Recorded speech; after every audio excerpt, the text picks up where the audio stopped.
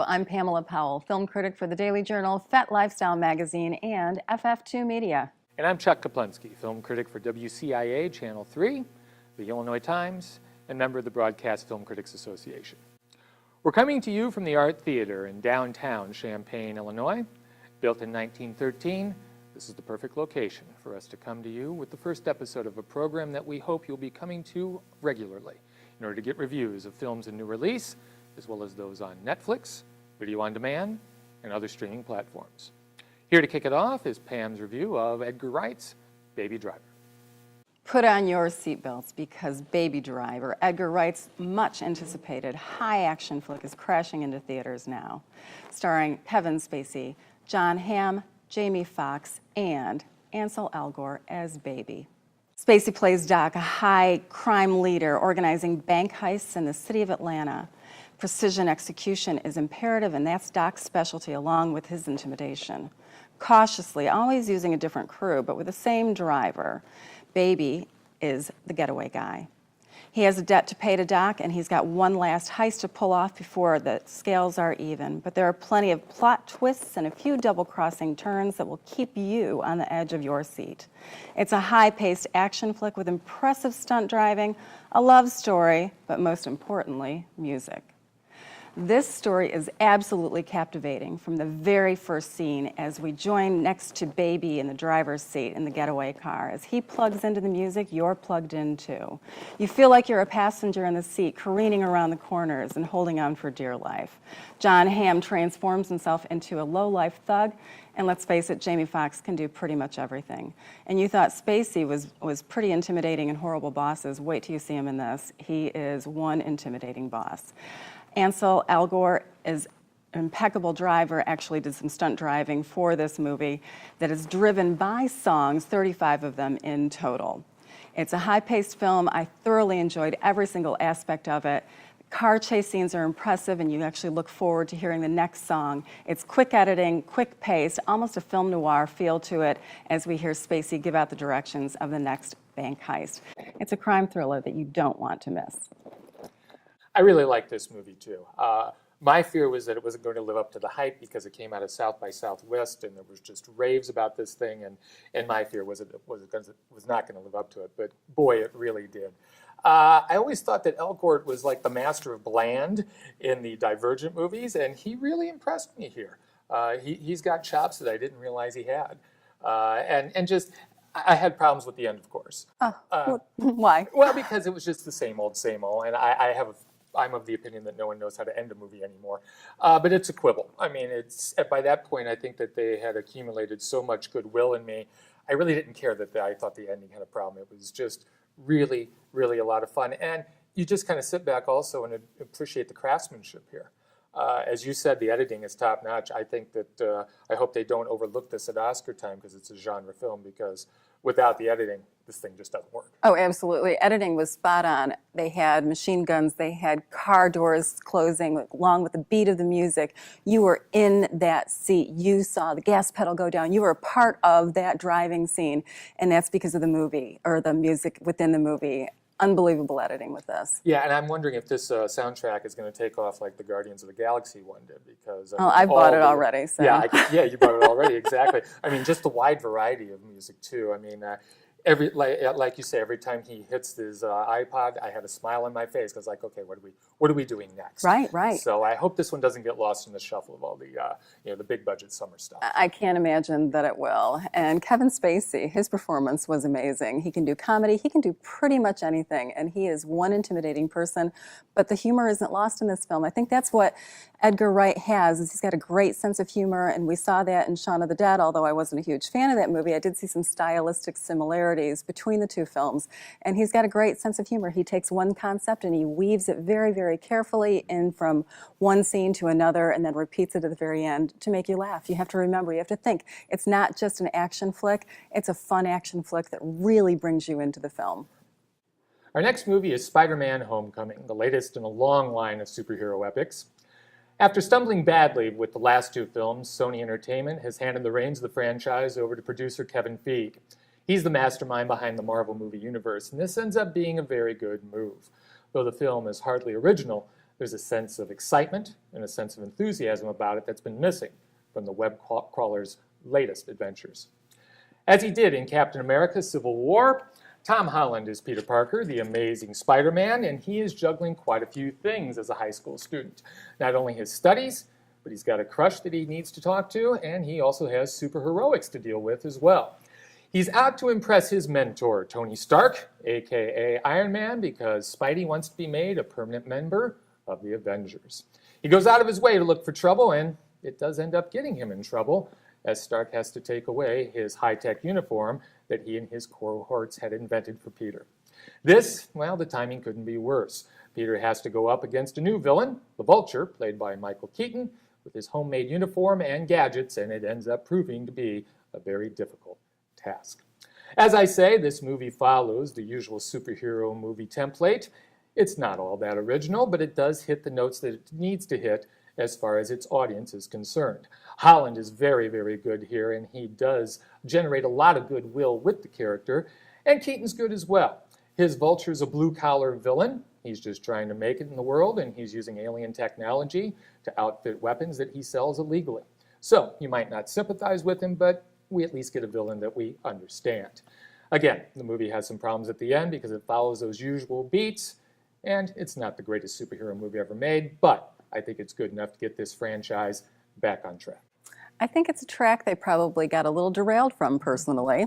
Not one of my favorite films. I think 5 Spider-Man movies were plenty. We had Andrew Garfield, who I thought did a fine job. We also had the original Tobey Maguire, who I think, but that's an older version. I don't think they really needed to do this remake. And I think that they had this remake, they really needed to give it a little bit more depth of story. There was no depth of story. We had a kid going through adolescent angst. How much can we go through? 2 hours and 13 minutes is what we can go through. Yeah, but too much.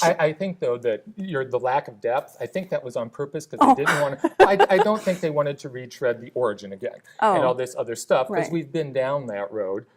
So maybe that hurts it in the end with a lack of depth. But, they didn't want to cover that stuff one more time. But I mean, if they want to bring in a new audience, don't they have to at least give us a little backstory other than 2 sentences between him and Ned saying, oh yeah, I got bitten by a spider and that's why I can do this stuff? Really? That's it? But everyone knows that, don't But do they? I mean, think you're they asking do. for a new generation of kids to come in and watch this, and I really think that that is a very, very small audience that's going to appreciate this. It's going to be probably the 8 to 15-year-olds that are going to enjoy it along with Chuck. So. Okay, I got you. Yeah, very nice. Keaton, though, I will give you that. Keaton was phenomenal, although he can't seem to shake those bird wings. He's always going to have the wings on his back, Batman. I'd say, don't Birdman. you love how it's come full circle? Batman, the parody Birdman, and now he's the Vulture. And what he's a can you very, not like? exactly, he is a great evil character. And again, he, like Spacey, can do it all. So I did enjoy that, but he wasn't on screen enough. And I also felt like, I think it was Captain America: Civil War. I think I got the title on that one right. There are so many of them. Thank you. But I feel like there was a little bit of a snarky attitude from Tom Holland's Spider-Man to Iron Man during the end of that particular film. I think we lost that in this. There was no fun banter. It was just like someone was putting a pot on or a lid on a pot to boil, and it just never surfaced. We were never able to see that humor and that sarcasm that Tony Stark is renowned for. Well, Favreau was wasted too. I think overall, kind of a waste of a film. It boiled enough for me. Coming up, a look at the art house theater feature film, The Beguiled, and the Netflix movie Win It All, starring Jake Johnson, a man who's enticed by a little too much and ends up paying the price.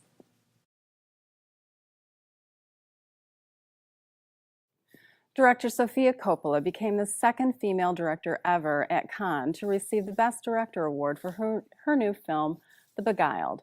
This remake of the 1971 Clint Eastwood film, which was based on the novel by Thomas Cullinan, stars Colin Farrell as Captain John McBurney, a wounded Union soldier, and Nicole Kidman as Miss Martha, the headmistress at a girls' boarding school during the Civil War. McBurney is discovered by Amy, a little girl who's out collecting mushrooms. She finds him and brings him back to the school for medical treatment. He's desperately in need of care. Initially, he's treated as an enemy. He is a Union soldier, after all. But one by one, the women become attached to this man, finding their inner demons working in very mysterious ways. I have to say, if you're going to make a remake, you're going to have to be prepared for the comparisons. The 1971 version is heads above this new version. Director Don Siegel seemed to be able to understand the meaning or the definition of the word beguiled, while Coppola took the secondary definition to heart. It lost most of its meaning and really left me feeling somewhat confused and a bit dissatisfied. When I sat in the theater, I wasn't quite sure, why is this man considered a bad guy? He really isn't. Eastwood's McBurney, there is absolutely no question that this guy is a bad guy as he kisses this little girl and he is looking out for number one. He manipulates everyone, again, the definition of the word beguiled. We also get a lot more depth to each of the characters as we have flashbacks in Siegel's version. Coppola doesn't do this, and we're just not quite sure what the motivation is behind most of the women's functioning. Farrell is a nice guy in a bad situation who eventually has a meltdown, and understandably so. Coppola's Beguiled just loses its meaning, and the characters have no depth or direction. I'll take the 1971 version over this new one, even though the musical score is so typical 1970s, and the artistry of the cinematic entity is not as highly refined, but I'll still take it. I like the 71 version as well, but I thought that there was a bit of merit here to this movie because I think we're getting more in depth as far as the female characters are concerned. I always thought the ones in the Siegel version were a bit cursory. You've got the tramp girl, right. You've got the straight-laced teacher, and I thought that we were given a little bit more information here, at least about these women. And I think you're right as far as the McBurney character being completely different here. He is a nice guy, but I thought that kind of lent to the tragedy of all this. It's like all of these people are stuck in this incredibly frustrating, tempting situation, and they all fall. I love the brief moment in which we see the Kidman character actually praying and being just incredibly frustrated and not knowing what to do. I really like that aspect of it and giving us a bit more about the women. I can see what you're saying about this, though, as far as the point of view being different, the perspective being different. It's an interesting comparison. I like when you can, if you're going to do a remake, you come at it with a new perspective, and at least she does do that. I thought she rushed the ending a bit, even though I knew it was going to happen. Right. It seems as though she wanted to get done with it and move on to something else. I did have a problem with that. So I'm on the borderline with this, but I think I liked it more than you. Okay, yeah, I was never enamored with any of the characters. I think Kidman always has very nuanced performance. She really seems to understand her characters. We just didn't understand her, at least from my perspective. And I think when you have women interacting in the way that they do, and they have this gorgeous man come in, and there just wasn't enough of personality that was developed and interaction and fighting among them that we saw in the first version that we just did not see in the second version, especially little Amy. Little Amy wasn't so sweet after all in the first version, and she was definitely a little bit more interesting. Una Lawrence did a great job typifying her as Amy, but just didn't have it. But I'm glad they gave the other girls a little bit more to do this time than in the first one as well. How about Elle Fanning? Oh, she's great, but again, I wanted a few more scenes with her. And if there is no character in the movie, it is her. Absolutely. But she did what she could. Okay. I felt like she brought goth into the Civil War. Something that just really was not believable to me. And I think her interaction among all the other characters is not believable either. All right. So. Our next film is the Netflix feature, Win It All, starring Jake Johnson. This is a guy who's usually relegated to supporting roles, but here he takes the starring role and he also co-wrote and co-produced this feature. It's not without its problems, but it certainly does have more than enough charm to get it over the hump. Johnson plays a guy named Eddie. He's a lovable, rather directionless man who has no real job, but he's always able to scrape up just enough money to fuel his gambling addiction. A friend of his pays him a visit one night, telling him he'll be going to jail for a few months, and he asks Eddie to look after a duffel bag that he gives him. All he has to do is keep it safe, not look inside, return it to his friend when he gets out, and he'll get $10,000 for his trouble. What could go wrong? Well, of course, he can't resist looking inside the bag, and he finds money. A lot of money. At times in the movie, it seems to be an inexhaustible amount of money, and of course, his bad habits kick in, and when you know it, he gets into a bit of trouble. There's a good supporting cast on board here, including newcomer Aislinn Durberg, plays the young love interest in the movie. She and Johnson have a very good rapport. They've got great chemistry, and I believe the love story that developed between them. There's also his roster of buddies who help him in and out of trouble, as well as Joe Latruglio from Brooklyn Nine-Nine as his brother, who he is trying to get back into his good graces with. I thought that the film meandered a bit with the love story at times and kind of robbed some of the momentum of the movie. It does meander, as I say, and I wanted to get more back to his problems with the money as opposed to this love stuff. But still, by the end, I thought that there was enough to almost recommend this movie. I wasn't crazy about the ending, as it seems as though they painted their character into a corner and then found an easy way out. But this is kind of typical of most Netflix films that I've seen. A good beginning, and then a slow tapering off by the end. I would have to disagree with you a little bit on this one. I thought it was a comedic gem. I truly enjoyed it. Where I thought the weak point was the love story. I thought pacing issues definitely occurred with that. And I see Joe Swanberg's style in this, in that kind of naturalistic environment. I don't really like Joe Swanberg's movies. Digging for Fire didn't really appeal to me, his Happy Christmas movie or whatever that was called. Oh, I agree, yeah. But I think that Jake Johnson blending in with that style really made it more succinct and funny. The naturalistic environment between he and his girlfriend, she almost just seemed like she was giddy all the time. She just giggled way too much. It became irritating to me. All right. But as far as the comedic aspect and all the buddies, as you called them, Keegan-Michael Key is in As this. his sponsor, he was great. Oh my goodness, Yeah. absolutely hilarious. And you talk about the inexhaustible amount of money. One of my favorite scenes is as he's going through the duffel bag full of money that he's not supposed to touch, he's not supposed to look into, don't even think about it. And he's, oh no. Oh no, and continues on this. And That's funny, yeah. A lot of laugh out loud moments. In fact, I've seen it a few times now, recommended to a few people, and they've enjoyed it as well. I would highly recommend this. I think Jake Johnson does a great job as co-writer, producer, and lead of this film. And thank you, Keegan-Michael Key, for being a part of this as well. Well, that's fine. Once was enough for me. Coming up, the latest from film legend Christopher Plummer, playing an exiled ruler in The Exception. There's never a shortage of stories revolving around World War II, and The Exception is no exception to the rule, starring Christopher Plummer and Lily James. The story is an interesting one about nationalism, loyalty, morals, and revenge. Using real-life characters, this fictional tale is based on Alan Judd's novel, The Kaiser's Last Kiss. David Laveau directs the story of Captain Stefan Brandt, played by Jai Courtney, who is charged with protecting the former German Kaiser Wilhelm, played by Plummer. Brandt and housemaid Micah, Lily James, instantly connect, but her true identity may jeopardize both of them. It's a high-stakes challenge, both emotionally and morally. The Exception blurs the lines between history and accuracy as well as fiction and gives us a beautiful story of love. It also takes a look at what happens outside the war zone. This film pulled me in visually and emotionally. Courtney's portrayal of Brandt expertly peels away his superficial layers, exposing his want to do what's right, as well as follow his heart. Courtney James and, of course, Plummer create an enticing story, but it's Eddie Marsan, who plays Heinrich Himmler, that steals the show with his subtle and chilling reactions. When a film can depict historical accuracies and create a beautiful and steamy love story, it's got my vote. Well, I have to say, Courtney impressed me here.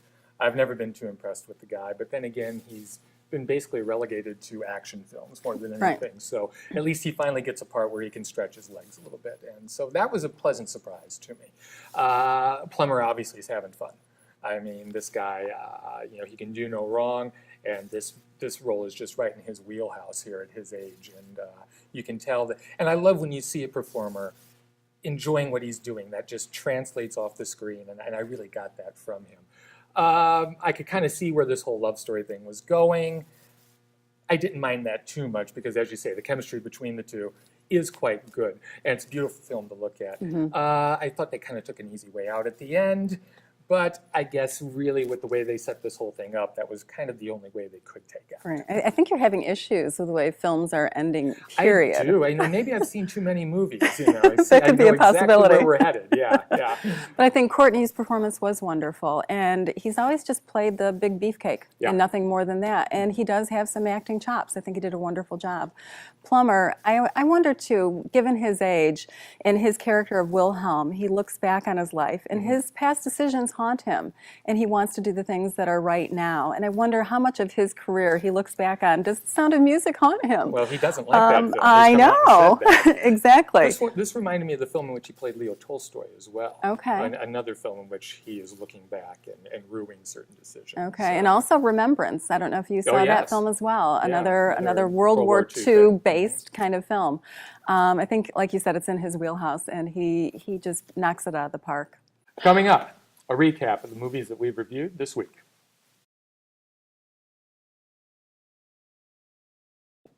It's been a busy week this week in the movie theaters, and we have a recount of all the films we've reviewed on Real Talk today. First up is Baby Driver, fully charged, high-impact, high-action film that I highly recommend. I enjoyed it as well. I highly recommend it. Definitely the most fun I've had at the movie theater this year. And if you need a little nap, go take a look at Spider-Man Homecoming. This is a remake that did not need to be done at all. I say skip it. Far from a nap inducer, there's plenty of energy in this film, particularly from Peter Parker, played by Tom Holland. I recommend this movie. Then we have Sofia Coppola's The Beguiled. I would say I'm on the fence on this one, and I think you really should take a look at the 1971 Clint Eastwood version instead. I recommend this movie, even though I do think the 71 version is better. There's great performances by Nicole Kidman and Colin Farrell that you need to check out. And if you have Netflix, you are in luck because Jake Johnson is in Win It All, and this, to me, is a winner. I'm on the fence with this one. Even though I like Johnson, I thought that the love story involved kind of made this meander a bit too much. And finally, on VOD, or Video on Demand, we have The Exception, starring Christopher Plummer, and this is definitely one that I recommend. A great melding of fact and fiction. I recommend it as well. Next time on Real Talk, we'll be taking a look at the Simian sequel, War for the Planet of the Apes, and the independent horror film, Wish Upon. We'll see you next time.